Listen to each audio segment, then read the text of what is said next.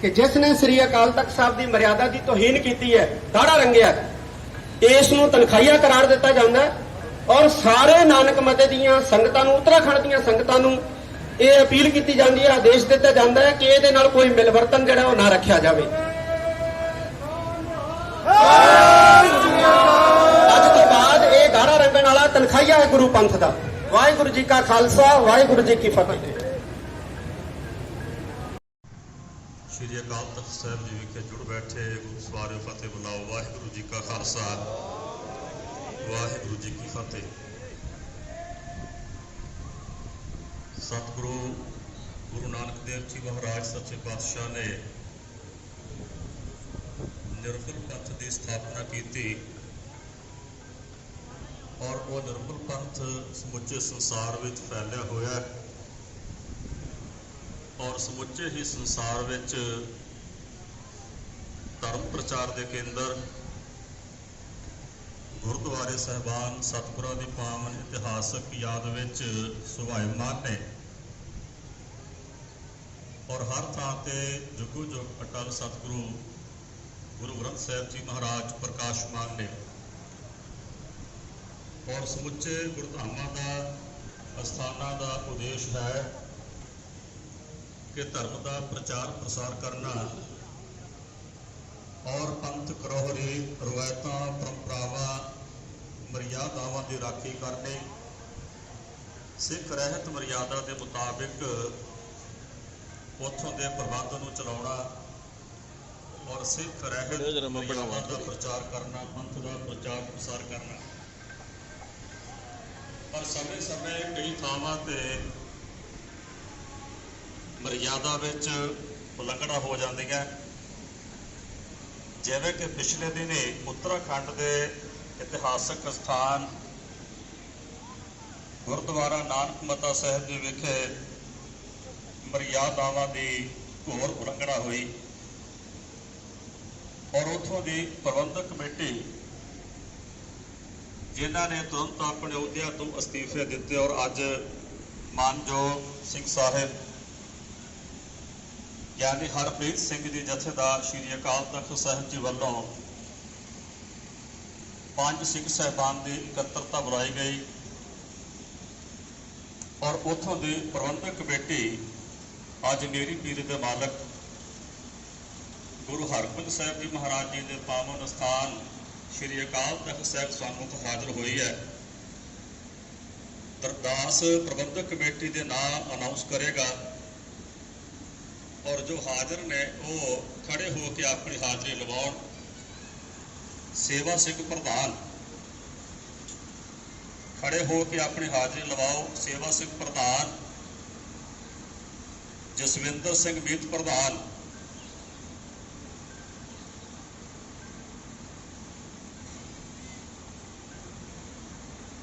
Dhanna Singh general सकत्तर, Kehar Singh सकत्तर,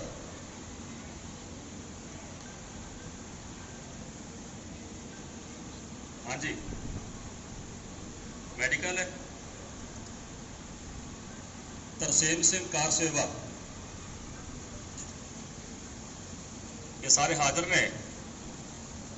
जिहड़ी संगत पिछे खड़ी है उन्होंने बेनती है कि वो बैठ जान क्योंकि मानयोग सिंह साहबान वालों इन्हों नूं तनख्वाह लाई जानी है और केवल जो तलब होए ने पेश होए ने वही खड़े होण। बाकी संगत को बेनती है कि वो बैठ जाए।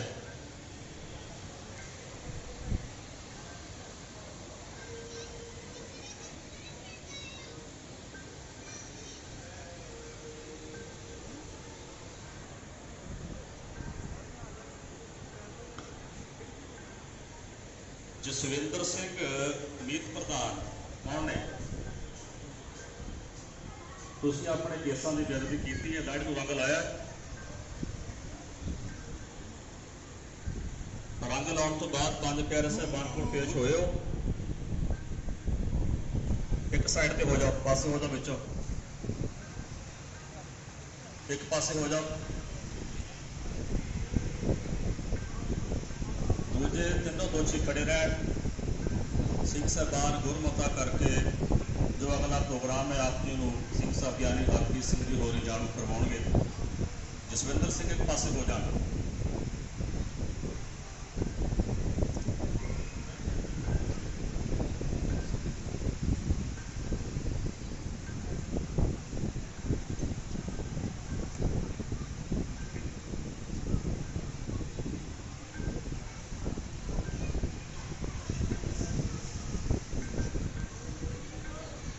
ਸਾਹਮਣੇ ਅਕਾਲ ਤਖਤ ਸਾਹਿਬ ਤੇ ਆਓ ਕਿੰਨੇ ਜਣੇ ਤੁਸੀਂ ਪਾਸੇ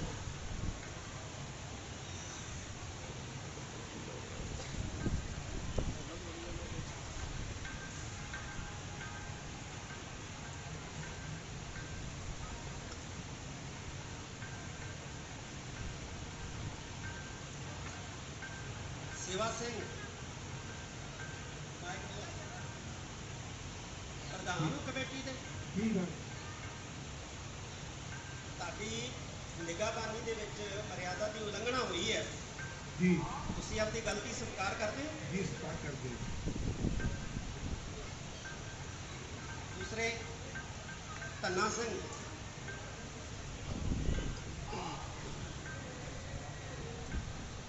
ਜਨਰਲ ਸਕੱਤਰ ਤੁਹਾਡੀ ਨਿਗਰਾਨੀ ਦੇ ਵਿੱਚ ਨਾਨਕ ਮੱਤੇ ਦੇ ਅੰਦਰ ਮਰਿਆਦਾ ਦੀ ਉਲੰਘਣਾ ਹੋਈ ਹੈ ਤੁਸੀਂ ਗਲਤੀ ਕਬੂਲ ਕਰਦੇ ਹੋ। ਉੱਚੀ ਬੋਲੋ। ਕਰਨੇ ਆ ਜੀ ਤਰਸੇਮ ਸਿੰਘ ਤੁਸੀਂ ਉੱਥੇ ਗੁਰਦੁਆਰਾ ਸਾਹਿਬਾਨ ਦੀ ਕਾਰ ਸੇਵਾ ਕਰ ਰਹੇ ਹੋ। ਇਹ ਸਾਰਾ ਕੁਝ ਹੋਇਆ ਤੁਸੀਂ ਕਾਰ ਸੇਵਾ ਕਰਦੇ ਹੋ ਕਰਵਾ ਰਹੇ ਹੋ ਤੁਹਾਨੂੰ ਪਤਾ ਹੈ ਵੀ ਮਰਿਆਦਾ ਦੀ ਉਲੰਘਣਾ ਸੀ ਇਹ।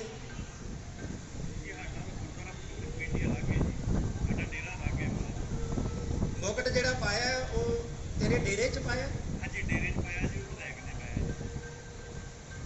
ਤੁਸੀਂ ਇਸ ਗੱਲ ਨੂੰ ਮੰਨਦੇ ਹੋ? ਗਲਤੀ ਮੰਨਦੇ ਹੋ?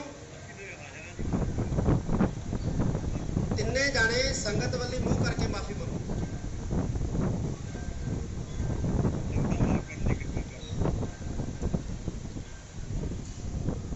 ਸੱਚਖੰਡ ਸ੍ਰੀ ਹਰਿਮੰਦਰ ਸਾਹਿਬ ਵਾਲੇ ਮੁੱਖ ਕਰਕੇ ਮਾਫੀ ਮੰਗੋ।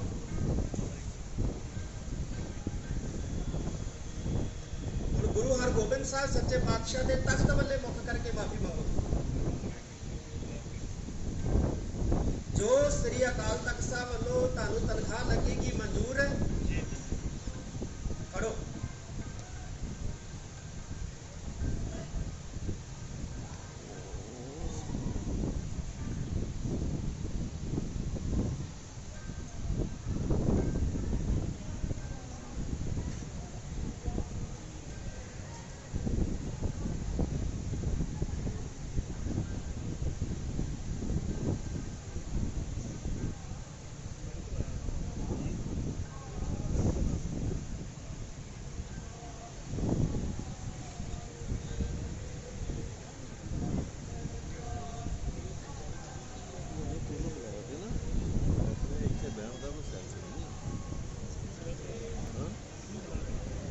ਆਪਣੇ ਬਹਿਣ ਦਾ ਕੋਈ ਹੋਰ ਨਹੀਂ ਹੈ, ਆਪਣਾ ਕੰਮ ਕੋਈ ਹੈ ਨਹੀਂ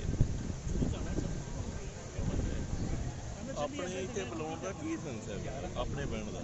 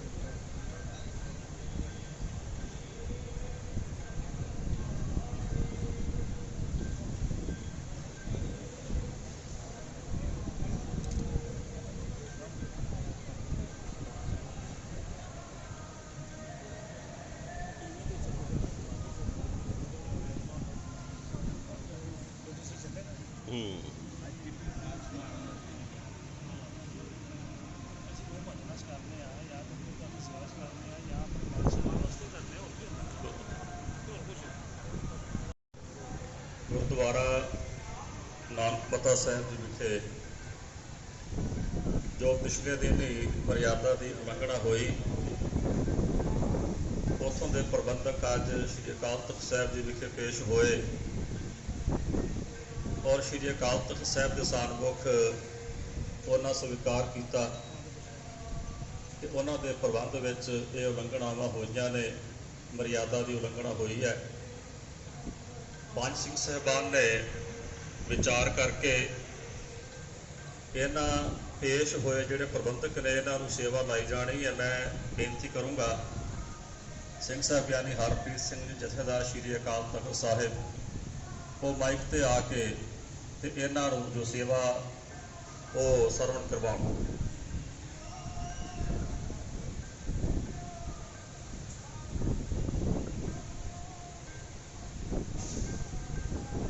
ਤਿੰਨਾਂ ਨੇ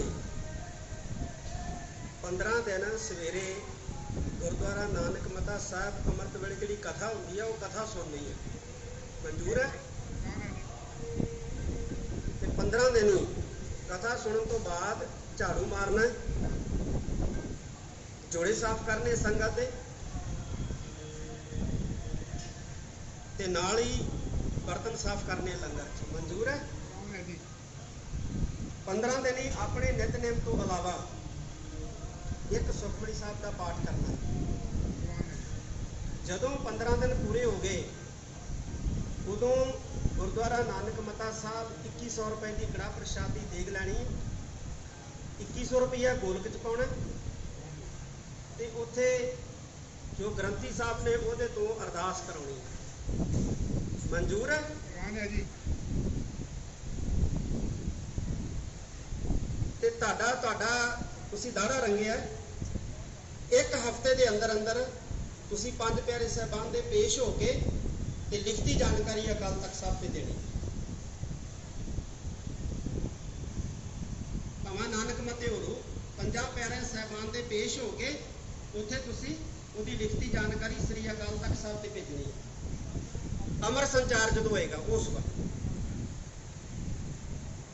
ਤਰਸੇਮ ਸਿੰਘ, ਤੁਹਾਡੀਆਂ ਕਾਫੀ ਸ਼ਿਕਾਇਤਾਂ ਨੇ, ਤੁਸੀਂ ਹਿਸਾਬ ਨਾਲ ਚੱਲੋ, ਸੰਗਤ ਦੇ ਸਹਿਯੋਗ ਨਾਲ ਚੱਲੋ। ਕਿਸੇ ਕਿਸਮ ਦਾ ਕੋਈ ਲਾਂਭਾ ਜਿਹੜਾ ਉਹ ਨਹੀਂ ਹੋਣਾ ਚਾਹੀਦਾ। ਕਮੇਟੀਆਂ ਨੂੰ ਸਹਿਯੋਗ ਦਿਓ, ਜਿਹੜੀ ਕਮੇਟੀ ਹੈਗੀ ਹੈ ਉਹਨੂੰ ਸਹਿਯੋਗ ਦਿਓ। ਤੁਸੀਂ ਆਦੇਸ਼ ਨੂੰ ਮੰਨਦੇ ਹੋ? ਇਸ ਇੱਕ ਪਰਿਕਰਮਾ ਕਰਕੇ ਦਰਬਾਰ ਸਾਹਿਬ ਦੀ ਮੱਥਾ ਟੇਕ ਕੇ ਜਾਓ।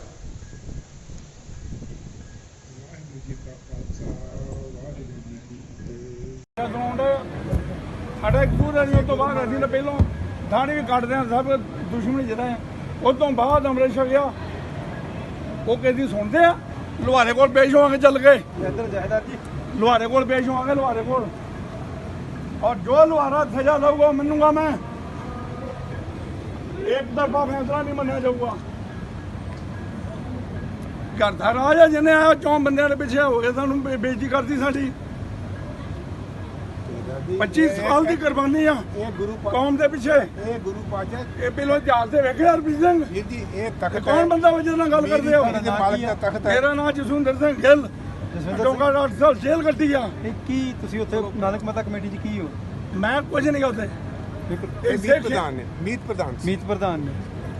ਨਾਲੇ ਕੋਈ ਗੱਲ ਨਹੀਂ ਸਹੀ ਸਾਡੀ। ਇਹ ਤਾਂ ਗੱਲ ਸੁਣਦੇ ਵੀਰ ਜੀ, ਸਾਨੂੰ ਇੱਕ ਬੰਦੇ ਸੱਦੇ, ਇਹ ਦਬਾਅ ਦੇ ਥੱਲੇ ਆ ਕੇ ਸਾਰਾ ਕੰਮ ਕਰਦੇ ਆ। ਇਹ ਪੰਚਮ ਲੁਹਾਰੇ ਨੂੰ ਲੁਹਾਰੇ ਕੋਲ ਪੇਸ਼ ਹੋਣਾ ਸੀ ਕਿ ਜਿਸ ਨੇ ਸ੍ਰੀ ਅਕਾਲ ਤਖ਼ਤ ਸਾਹਿਬ ਦੀ ਮਰਿਆਦਾ ਦੀ ਤੋਹੀਨ ਕੀਤੀ ਹੈ, ਦਾੜਾ ਰੰਗਿਆ, ਇਸ ਨੂੰ ਤਨਖਾਹੀਆ ਕਰਾਰ ਦਿੱਤਾ ਜਾਂਦਾ ਔਰ ਸਾਰੇ ਨਾਨਕ ਮਤੇ ਦੀਆਂ ਸੰਗਤਾਂ ਨੂੰ, ਉੱਤਰਾਖੰਡ ਦੀਆਂ ਸੰਗਤਾਂ ਨੂੰ ਇਹ ਅਪੀਲ ਕੀਤੀ ਜਾਂਦੀ ਹੈ, ਆਦੇਸ਼ ਦਿੱਤਾ ਜਾਂਦਾ ਹੈ ਕਿ ਇਹਦੇ ਨਾਲ ਕੋਈ ਮਿਲਵਰਤਨ ਜਿਹੜਾ ਉਹ ਨਾ ਰੱਖਿਆ ਜਾਵੇ। ਅੱਜ ਤੋਂ ਬਾਅਦ ਇਹ ਦਾੜਾ ਰੰਗਣ ਵਾਲਾ ਤਨਖਾਹੀਆ ਹੈ ਗੁਰੂ ਪੰਥ ਦਾ। ਵਾਹਿਗੁਰੂ ਜੀ ਕਾ ਖਾਲਸਾ, ਵਾਹਿਗੁਰੂ ਜੀ ਕੀ ਫਤਿਹ।